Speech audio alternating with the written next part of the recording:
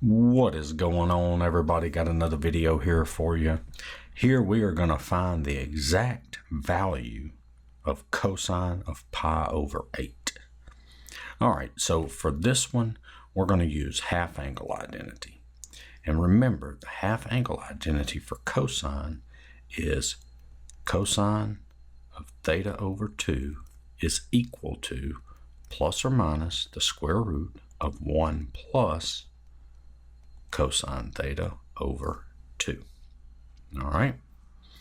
So we don't know the exact value of pi over 8. Remember, you're supposed to memorize the exact value of sine, cosine, and tangent of 30, 45, and 60 degrees. And then, of course, 0, 90, 180, 270, and 360. All right. So the cosine of pi over 8. Well, is there some way that we can rewrite pi over 8 as some angle divided by 2? Well, of course there is. So this is equal to the cosine of what? Pi over 4 over 2. Okay, you see that? See, we got pi over 4 divided by 2. And this is 2 over 1, so that's pi over 4 divided by 2, or times the reciprocal, right? And then this would give us the pi over 8. So that's where that comes from. Now, you see that the pi over 4 is our theta. See, this pi over 4, that's our theta. So that's what gets plugged into this formula here, the pi over 4.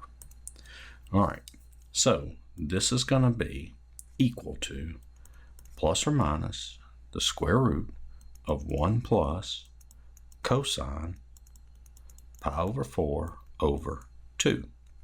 All right, now notice it is plus or minus, but let's take a look at this.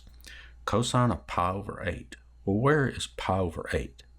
Pi over 8 is in the first quadrant, so that means it's going to be positive. So we don't want the negative, we want the positive value, and you don't have to put a plus in front of it. It's understood. All right, so now we're going to get the square root of 1 plus, and then what's the cosine of pi over 4? Well, that's one we have memorized. That's square root of 2 over 2, and then all of that over 2. Now we've got to simplify this. So think of this. Think of this as a complex fraction. Look at this as 1 over 1, and this is 2 over 1. And then we look at the three denominators here, and we're going to get a common denominator. Well, what's the common denominator? It's 2. So we're going to multiply each term by the common denominator. So this is equal to the square root of 2 times 1 plus 2 times square root of 2 over 2 divided by 2 times 2 over 1. So I just multiplied each one of these values here by the common denominator. And so this is going to give me 2 plus, and these cancel out here, square root of 2 over 4. And it's the square root of all that. And we want to simplify it some more. So remember, you can separate the numerator and denominator. We can split them up. And so this is going to be square root 2 plus square root of 2 over 2.